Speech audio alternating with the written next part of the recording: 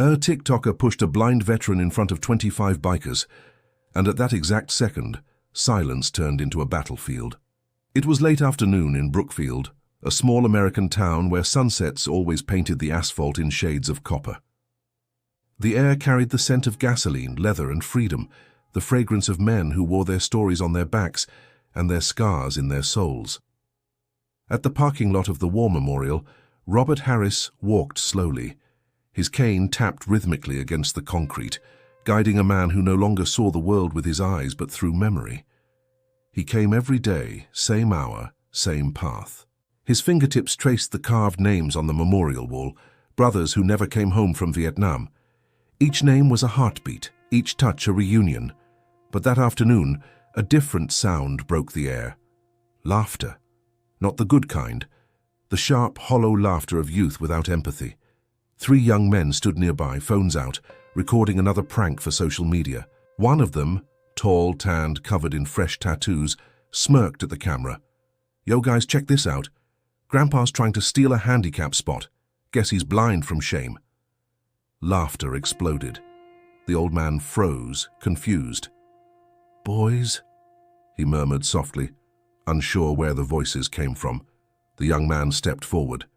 Ethan Brooks, 23, known online for his extreme pranks. He grinned, his tone dripping with arrogance. "Hey, old-timer, you lost? Crosswalks that way, or did you forget where it is?" Robert smiled faintly, still calm. "I'm just heading to the wall, son. It's the day of my unit." "Oh yeah?" Ethan mocked. "The day of shame, huh?" His friends laughed harder, one zooming in for the perfect shot. Across the lot, a woman stopped, horrified. A man near a gas pump started walking toward them. But then he noticed something. 25 motorcycles lined up beside the diner across the street. The Iron Horse. Engines off, chrome gleaming under the sun, and a row of men watching from inside. Some were sipping coffee. Others were quietly cleaning chains, tightening bolts, talking low. But one by one they turned their heads toward the noise. Ethan didn't notice. He kept taunting. "Come on, Grandpa. Show the camera that proud veteran face. Let's see if you're real or just another poser." Robert reached out for the wall, missing it by inches. "Please, son, I don't want trouble." "Trouble? Nah," Ethan sneered. "Just entertainment." And then it happened. A shove. Not hard, but hard enough. The old man stumbled backward, his cane clattering away, his body hitting the pavement with a dull, painful thud. Laughter died instantly, not out of guilt, but out of fear. Because from behind the diner doors, 25 boots hit the ground at once. The sound was thunder. The first to step out was Tank, a man built like a mountain, beard silver, eyes forged from steel. He didn't speak. He just set his helmet down on the counter and started walking. Ethan turned, the grin faltering. But pride, that fatal poison, wouldn't let him back down. "Hey, look, guys," he said, forcing a laugh. "Extras from Sons of Anarchy. This is going to go viral." His friends snickered nervously, still recording, but the air had shifted. Every biker in that diner had risen, every pair of eyes locked on the boy who had just crossed a sacred line. Tank stopped a few feet away. "You pushed him?" The question came out calm, too calm. Ethan smirked. "It was just a joke, dude. Chill." "Joke." From behind Tank, a giant stepped forward. Hammer 6'7", muscles like tree trunks. He pointed to the ground. "The old man's bleeding." Ethan looked down. Blood trickled from Robert's elbow, mixing with dust. The old man reached out blindly, searching for his cane. "Sir, are you all right?" one of the bikers asked, kneeling beside him. "I'm fine, son. Just a scrape," Robert said softly. "Please, no trouble." But trouble had already arrived. Tank crouched beside the veteran, picked up his cane, and placed it gently in his hand. Then he turned to Ethan, voice low and cold. "His name's Robert Harris, blind Vietnam vet, lives here in town." Ethan scoffed. "And?" Tank's jaw tightened. "And he lost his sight saving 3 men in Da Nang. You just shoved a hero." Silence. Even the wind stopped moving. Ethan swallowed, realizing for the first time that this wasn't tea content. It was a mistake that could cost him more than followers. Another biker, Doc, checked Robert's arm. "Just a surface cut, boss. He's tough." The old man smiled faintly. "Toughness is surviving idiots like this." A ripple of low laughter ran through the group, not cruel but protective. Then Tank stepped forward again. "You think it's funny to humiliate someone who fought for your freedom, kid?" Ethan straightened up, still clinging to bravado. "Relax, old man. It's just content. People love reactions. That's what the internet is for." Tank stared for a long second, then smiled, the kind of smile that wasn't friendly. "Content, huh?" he said quietly. "Good. You're about to make some." He lifted his hand, signaling to the others. Engines rumbled to life one by one. A chorus of thunder filled the parking lot. Headlights flared on, framing Ethan in a harsh white glow.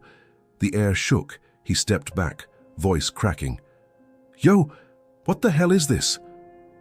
Tank took a step closer. "This," he said, "is what happens when real men witness disrespect."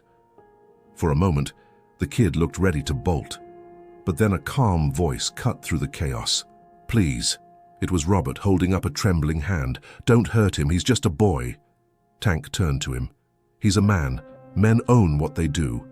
Robert shook his head slowly. "Then teach him. Don't break him." That sentence hung in the air. Every biker froze. Tank's anger faded just a fraction, and for the first time that evening, respect replaced rage. He turned back to Ethan. "You got a phone, kid?" Ethan hesitated. "Yeah, why?" Tank nodded to one of the bikers. "Razor, grab it." "What for?" Ethan protested. Tank's voice was steady. "Because if the world saw what you did, the world's gonna see what you learn next." The engines stayed idling, the night vibrating with restrained fury. The blind veteran stood between them all, a man who couldn't see but somehow guided everyone in sight. And in that circle of headlights and silence, something ancient was reborn. Honor. The engines roared like thunder trapped in a storm. Headlights flooded the lot with white fire, and the air trembled under the sound of 25 machines breathing in unison. Ethan stood frozen in the middle, a deer in the glare. Tank's shadow fell across him, broad, immovable, ancient. Behind him, rows of bikers formed a half circle, boots scraping gravel, the smell of gasoline and leather filling the air like incense before judgment. Ethan's phone was ripped from his hand by Razor, who tossed it to Tank. Tank crushed it in one clean stomp. The sound of glass and metal snapping made Ethan flinch harder than any punch could. "No more audience," Tank said. "No more hiding behind screens." Ethan swallowed hard, his throat dry. "You can't," Tank cut him off. "We just did." A low murmur rippled through the group. Hammer the giant cracked his knuckles. Another doc stood near the veteran, wrapping Robert's arm in a piece of cloth torn from his own vest. The old man smiled weakly. "You boys and your drama," he muttered. Tank turned to him. "You okay, sir?" Robert nodded. "I've been through worse." "Not tonight," Tank said. "Not while we're here." He turned back to Ethan. "You like making videos? Let's make one. One that actually means something." Ethan blinked. "What are you talking about?" Tank pointed to the memorial wall behind them. "You're gonna listen. You're gonna look at what that man bled for, and you're gonna understand what respect means." Ethan hesitated. "Look, he can't even see it himself." The bikers stiffened. Hammer took a step forward, but Tank raised a hand, stopping him. "Say that again," Tank said softly. Ethan's mouth opened, then closed. For the first time, his own words tasted like acid. Tank motioned toward the wall. "Walk. I'm not... Walk." The engines rumbled low, like beasts warning him not to test fate. Ethan walked. Each step felt heavier, his sneakers crunching over broken gravel. When he reached the wall, the old man spoke. "So you can read, can't you?" Robert asked gently. "Yes," Ethan muttered. "Then start, out loud." The kid hesitated. Tank's voice came again. "Read." Ethan looked at the metal plaque. Rows and rows of names shimmered under the moonlight. He picked one. "Private First Class Daniel Moore." "Keep going," said Robert. "Sergeant James R. Holman, Corporal David Fisher. His voice shook. Each name hit like a hammer. A man who'd lived, laughed, died. He glanced sideways. The old man stood still, his blind eyes turned toward the sound. "Those were my friends," Robert said softly. "The ones who walked ahead of me so I could make it home. I promised them I'd remember their names. Now you will too." Ethan's throat tightened. He kept reading, and as he did, something inside him started to break. He remembered how he used to mock people like this, men who saluted flags, who believed in honor, who still said sir and ma'am. He'd built a career out of disrespect because it made people laugh. But right now no one was laughing. Behind him the bikers stood silent. Not a single word, not a single phone out. Just a wall of men who'd seen too much of the world to waste words on ignorance. When Ethan stopped, the old man stepped closer, cane tapping.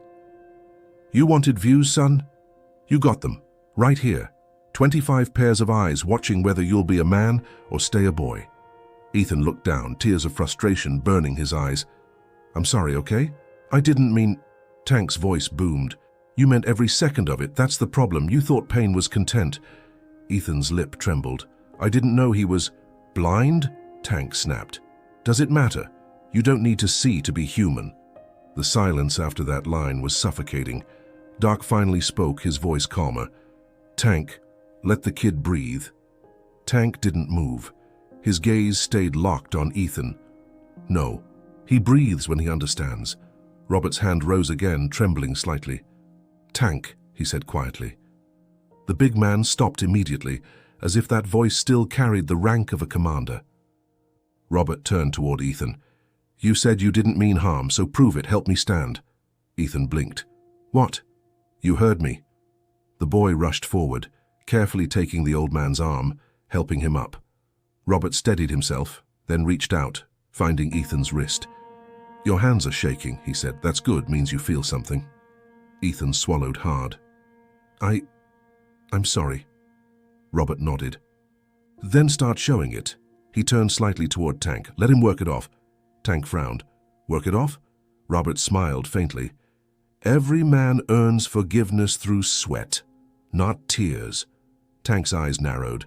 Then, slowly, he nodded. "You heard the man." He snapped his fingers. "Doc, we got that food drive loading tonight, right?" "Yeah," Doc said.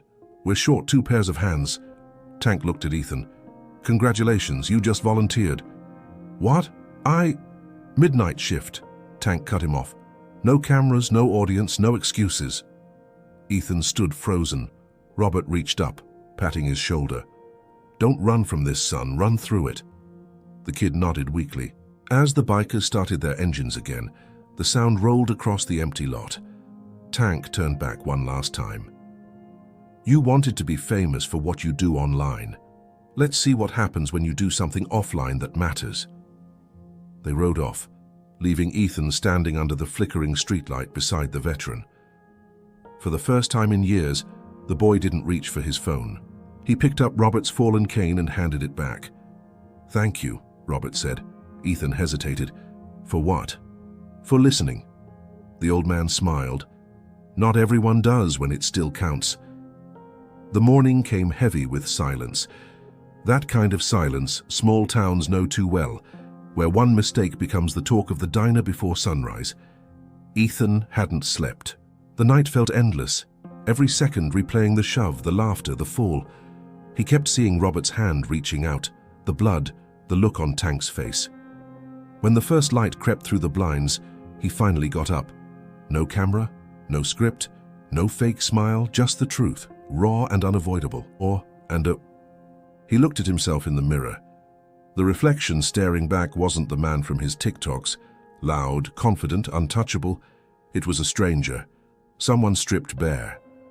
For the first time, he saw the hollowness in his own eyes.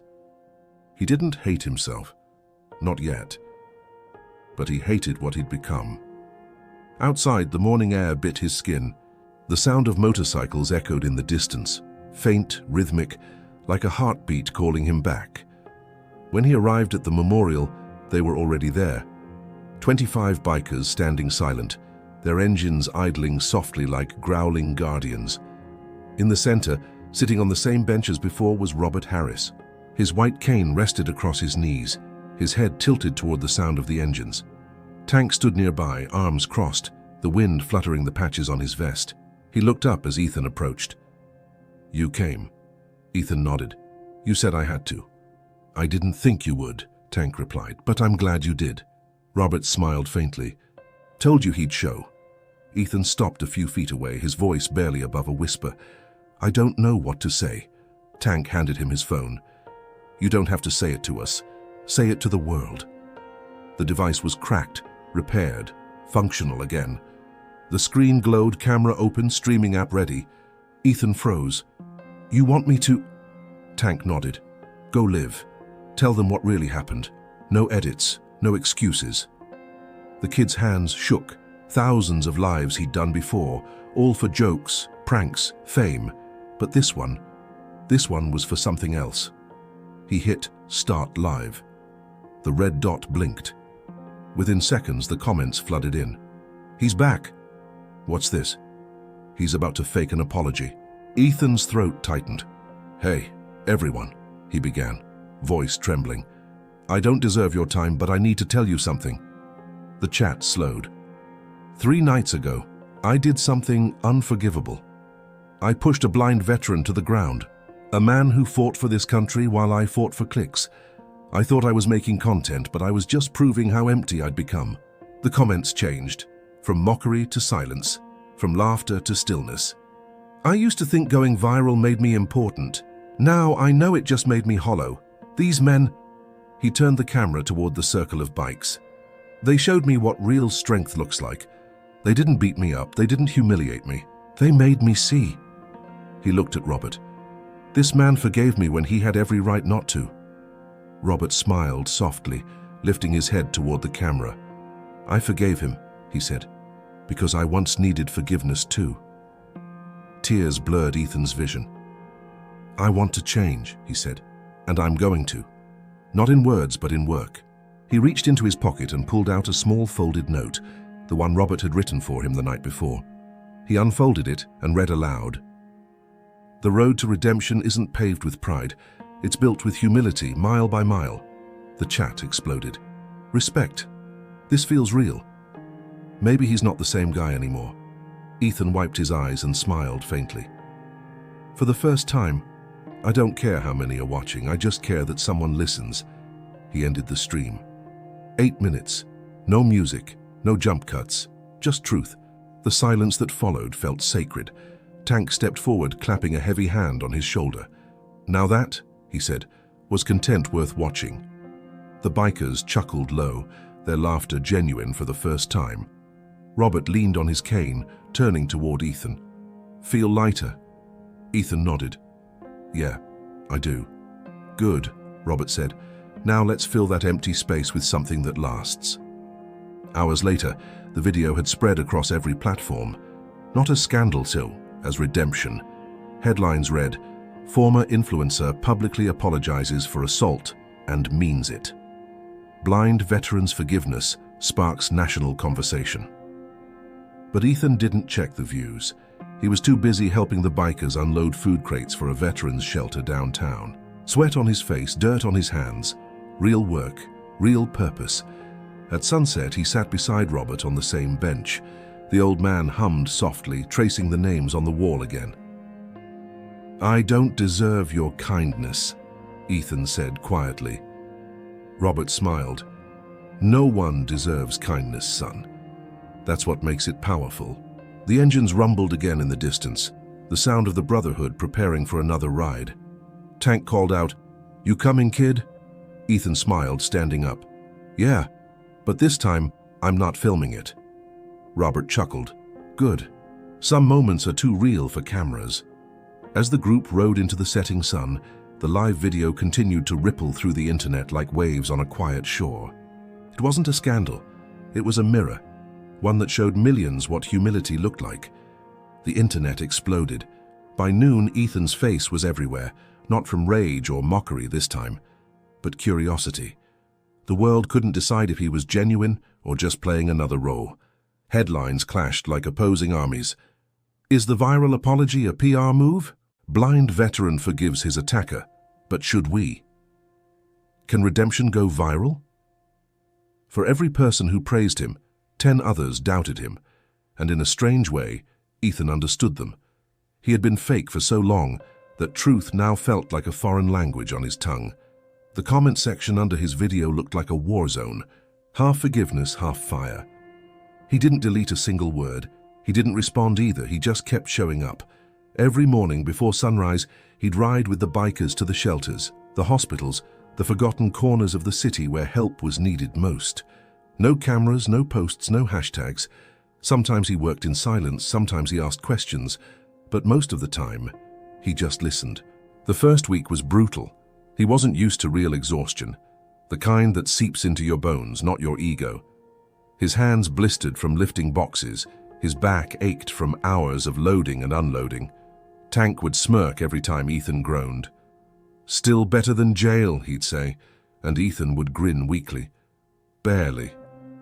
But Robert, the old veteran, always watched in quiet pride. He never said much, but every time Ethan showed up again, he'd nod slightly like a silent salute. One night, after another long shift at the food drive, Ethan found Robert sitting alone outside the shelter. The man's white cane leaned against the wall, his face lit by the faint orange glow of the streetlight. "Can't sleep either?" Ethan asked, sitting beside him. Robert smiled. "Sleep's for men who don't have ghosts. You got any yet?" Ethan chuckled softly. "A few." "Good," Robert said. "Means you're human again." They sat in silence for a while, the night filled only with the hum of crickets and the faint rumble of distant traffic. Then Robert spoke again, his voice lower, slower. "You know, son, the hardest part of forgiveness isn't giving it. It's living up to it." Ethan turned to him. "I'm trying." "I know," Robert said. "But life has a way of testing if you mean it." The next morning, that test came. A news crew showed up at the shelter. Cameras, lights, microphones. Someone had leaked where Ethan was volunteering. The reporter, all smiles and perfume, approached him as he carried a crate of canned food. "Ethan Brooks," she said brightly. "Millions saw your apology. Can we talk about your redemption journey?" Ethan froze. The old reflex, the hunger for a lens, for validation, flickered for half a second before dying out. He wiped the sweat from his face and shook his head. "Not today." "Just a few words," she pressed. "People are inspired. They want to know if this is a comeback." He looked at her. "It's not a comeback," he said quietly. "It's a cleanup." The crew blinked, caught off guard. Tank, standing nearby, grinned. "Now that's a quote worth printing." Robert chuckled from his seat on the porch. The reporter frowned. "But the world deserves to see this side of you." "No," Ethan said gently. "The world already sees too much. Maybe it's time it just feels something instead." He turned and walked away, leaving the cameras rolling on nothing but the sound of boots against gravel. That clip, only 10 seconds long, went more viral than his apology. The caption read, "The man who refused to be famous again." And that was when things started to shift. People began to send donations not to Ethan, but to the shelters he worked at. Food banks doubled their capacity. A veterans' housing project received enough funding to open 2 new centers. The bikers didn't talk about it much. They didn't need to. They just kept showing up, engines roaring like a heartbeat that wouldn't quit. But change doesn't come without cost. A month later, Ethan received a letter from the district attorney's office. He was still facing charges, public assault and battery. The court date was set. He told no one, not even Tank. When the day came, he stood before the judge, clean shirt, steady voice. No lawyer, no entourage, just a man owning what he'd done. "Yes, Your Honor," he said. "I pushed him, I mocked him, I disrespected everything he stood for. I was wrong." The judge watched him for a long moment. "And what changed your mind, Mr. Brooks?" Ethan smiled faintly. "A blind man showed me how to see." The courtroom fell silent. The judge exhaled. "You're lucky, son. Not because you got caught, but because you got caught in time." Ethan nodded. The sentence, 90 days community service, no jail. But Ethan didn't walk free, because the judge added something extra. "You'll give motivational talks to schools about what you did and what you learned." No sponsorships, no payments, no followers, just truth. Ethan accepted. That night, he told the bikers. Tank clapped him on the back. Community service? Hell, that's what we call Tuesday. Everyone laughed, but Robert said something else. You see, son, even justice knows when to teach instead of punish. Ethan looked at him. What if the world doesn't believe I've changed? Robert smiled softly. Then stop trying to convince the world. Convince yourself. The rest will follow. Weeks turned into months. Ethan spoke at schools, youth centers, and recovery programs. He told them about the moment he pushed a blind man, and the moment that blind man lifted him instead. Some laughed, some cried, but all listened. He ended every talk the same way. I went viral for hurting someone. Now I'm trying to go eternal for helping others. One evening, after another long day at a youth center, Ethan found Robert waiting by his bike. The old man smiled. Mind if I ride with you tonight? Ethan blinked. You don't ride. Robert grinned. I don't see either. Doesn't mean I can't feel the wind. Tank overheard and burst out laughing. We got a spare sidecar, let's roll. And so they did. For miles the road stretched ahead, painted in orange and gold by the setting sun. The engines hummed in rhythm, the wind carrying laughter, the smell of fuel and freedom. Robert lifted his face toward the breeze. This, he said, this is living. Not fame, not followers, just the road and the right company. Ethan smiled. For the first time I get it. The old man nodded. Then maybe you're ready for what's next. What's next? Robert turned his head slightly. You'll see. The seasons turned. What began as a scandal had become something far larger, something that couldn't be measured in views or hashtags. It was a ripple spreading quietly through hearts that needed it most. Across the country, people started talking again about respect.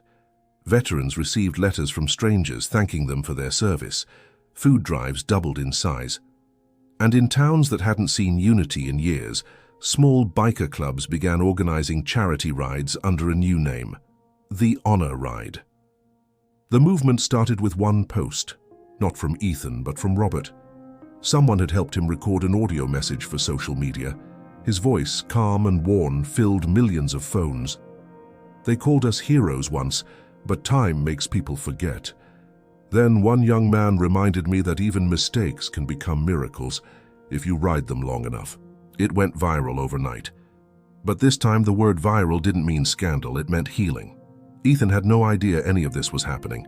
He was busy living, quietly, intentionally. The fame that once fed him now made him uneasy. He had turned off all notifications, deleted half his old videos, and spent most of his time at the Veterans Center or in the garage helping Tank and the crew restore old bikes for charity auctions. There was peace in Greece, in the hum of tools, in the clatter of metal finding purpose again. Each bolt tightened felt like redemption, one turn at a time. Sometimes he'd catch Tank watching him with that half grin of approval. Other times Robert would just sit nearby, listening to the sounds of the garage like music. It wasn't about repairing machines anymore, it was about repairing souls, including his own. One afternoon, Tank entered the garage carrying a thick envelope. Mail for you, kid. Ethan wiped his hands on a rag. Bills? Better, or worse, depending on your nerves. Inside was an invitation embossed with gold lettering, United States Veterans Recognition Gala, honoring acts of civilian courage and compassion. Special guests, Iron Hawks Motorcycle Club and Ethan Brooks. Ethan blinked. They can't be serious. Tank chuckled. They're dead serious and you're going. I don't deserve... Tank cut him off. You earned the right to walk in there. Not for what you did, but for what you fixed afterward. That night, Ethan stood in front of a mirror again. Not the same one from his old apartment, not the same reflection. The man looking back at him now carried scars under his sleeves, but peace in his eyes. Robert, standing nearby in his suit, chuckled. Never thought I'd see the day a biker cleaned up this well. Ethan smiled. Never thought I'd see the day I cared about being clean. They laughed. The gala was held in a large hall draped in flags, photographs and medals that whispered stories of sacrifice. Hundreds of people filled the room. Veterans, families, reporters, even teenagers who'd seen the viral video months ago. When Ethan and the bikers entered, conversations stopped. People turned. For a moment, all he could hear was the echo of his own breath. Then someone started clapping, then another, and suddenly the hall filled with applause that rolled like distant thunder. Tank leaned over. "Guess they forgive easy, huh?" Ethan shook his head. "No. They remember mercy." On stage, the host spoke. "Tonight we honor a story that reminded us what brotherhood means. A blind veteran who saw with his heart, and a young man who found his sight through forgiveness."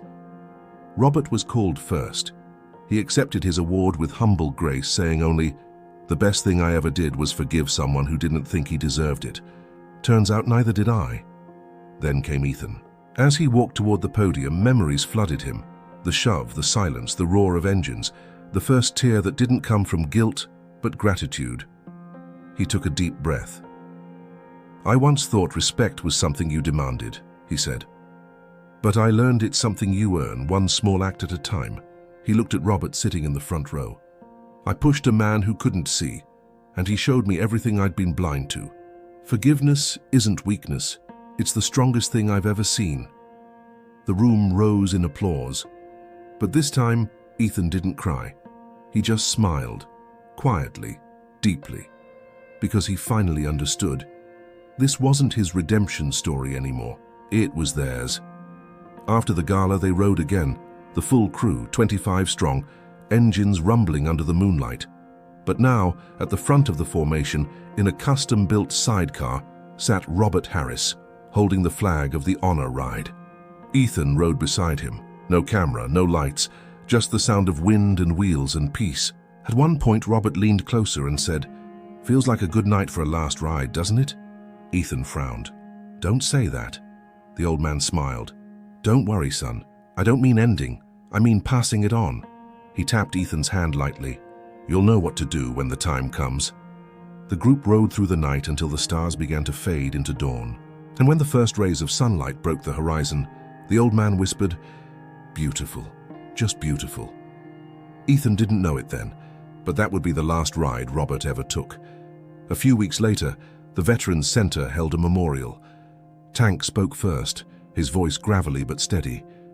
Robert didn't just serve his country.